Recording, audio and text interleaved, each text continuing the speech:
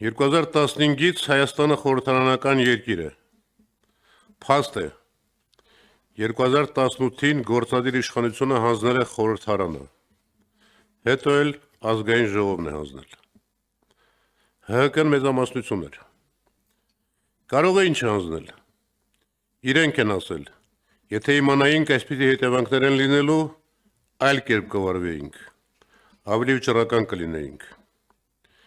Մինչև վերջին պահը համոզված էին, որ ամեն ինչ վերահսկողության տակ է։ Այդպես էին զեկուցում։ Էլեկտրիկ Երևանի նոր տարբերակն էր, հետո միանգամից փլվեց։ Արտաքին ուժային կենտրոններից մեկը զանգվածը մեծացրեց, փողով, ՀԿ-ներով, այլնով, մյուսը տեսավ, որ բանը բանից անցնում է, որոշեց անմասն չմնալ, զանգվածը կրկնապատկվեց։ Այստեղից էլ